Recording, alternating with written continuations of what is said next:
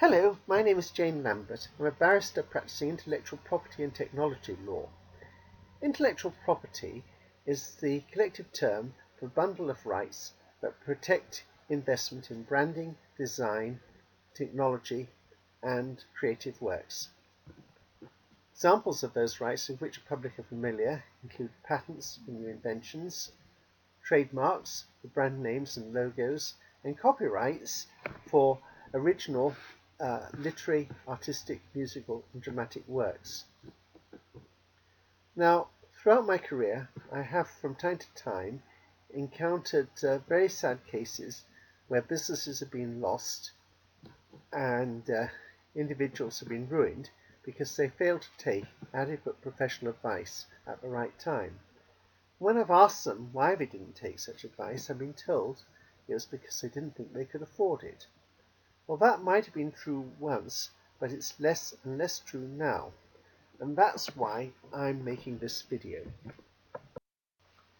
You might think that inventors from this country have filed more patent applications to the European Patent Office than almost anyone else.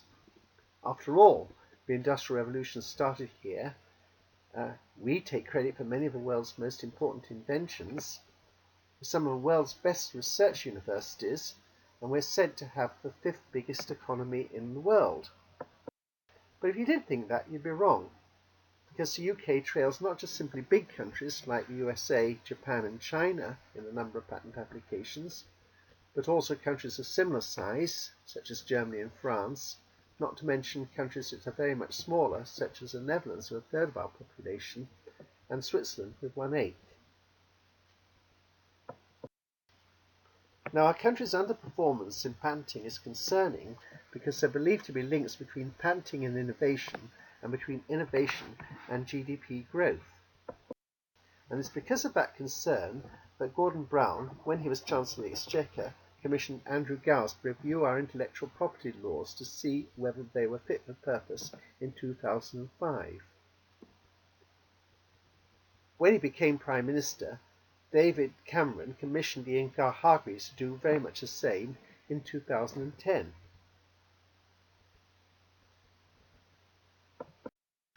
Both Gowers and Hargreaves found that our laws were adequate, but many small and medium-sized enterprises were reluctant to use them because they believed IP services to be prohibitively expensive. That was particularly true of enforcement. The 2003 report by the Intellectual Property Advisory Committee compared the cost of patent litigation in England and Wales with the costs of similar litigation in our continental competitors. It found that the cost of litigation in the High Court was £1 million plus. Even in the County Court, it was between 150,000 and 250,000. Whereas in France, it was between 30,000 and 50,000 euro, Germany 25 and 50,000 euro, and the Netherlands between 10,000 and 40,000 euro. Only in the United States were costs comparable with ours. But in that country, claimants' lawyers can accept instructions on the promise that they will get a share of the damages if they're successful, something known as a contingency fee, and unsuccessful parties rarely have to pay the successful parties' legal fees, counsel's costs, and the like. It means that in practice, in all the developed countries, the United Kingdom is probably the most expensive country in which to enforce an intellectual property right. Now, the government seems to have borne reports such as the IPAC one in mind when it reformed the procedure of the Patents County Court in 2010. Trials now have to be completed within 2 days. The costs that a successful party can recover from the unsuccessful party are limited to £50,000 on the determination of whether an intellectual property right has been infringed, and £25,000 for determining how much is due from the infringer to the intellectual property rights owner. The Patents County Court has now been replaced by the Intellectual Property Enterprise Court, but these new rules remain in force. The cost of litigation will reduce still further when the government introduced a small claims track into the court that is now known as IPEC, Intellectual Property Enterprise Court. The small claims track can hear all types of intellectual property disputes except those involving patents, registered designs, plant varieties and semiconductor topographies, provided that damages are limited to £10,000. The advantage of bringing cases in that track is that recoverable costs are limited to just a few £100s. Now, despite a reduction in enforcement costs, there's not yet been a surge in patenting or trademark or design registrations because many small and medium-sized enterprises are still insufficiently informed about intellectual property law. And one of the reasons why they are insufficiently informed is that they're deterred from seeking specialist advice because they still find it expensive and not always relevant to their business needs. There's probably a limit to what can be done to reduce law firms and patent and trademark attorneys' hourly rates, because IP is a specialist field and it takes time to acquire the relevant expertise. But considerable savings can be made by cutting out waste and using attorneys and specialist lawyers' time more efficiently. Now, here are examples of waste that can be avoided. Seeking patents that have never worked.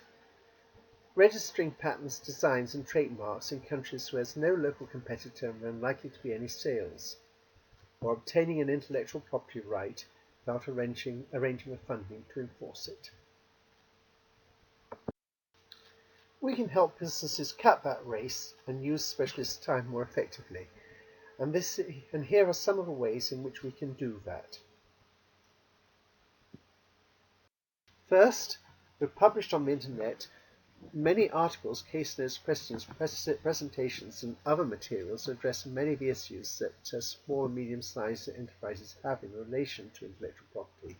These appear in our blogs, on SlideShare, JD Supra, and in social media. Secondly, we've operated pro bono IP clinics throughout the North and in London, and we're now extending that service nationwide through our NIPC Clinics website, which should be operational early in the new year.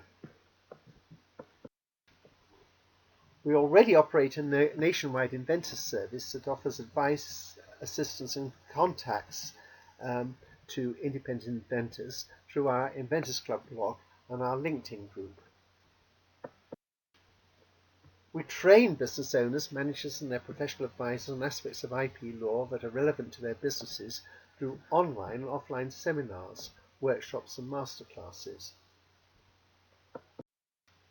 We help businesses to select and instruct attorneys, specialist lawyers and other professional advisors, such as product design consultants and marketing advisors, as and when they need them, through our local networks in Yorkshire, the North West, and increasingly the East of England, East Midlands, London and the South East.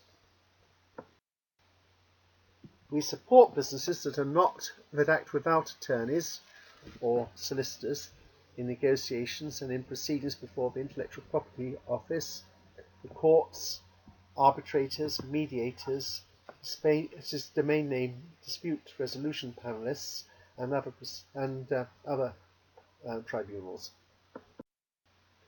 Nearly all of our chargeable services are offered for a fixed fee or at an agreed charging rate, so there should never be any unpleasant surprises. If you want to find out more, give me a ring on 020 7404 5252 during office hours, or contact me on my email address jlambert@4-5.co.uk any other time.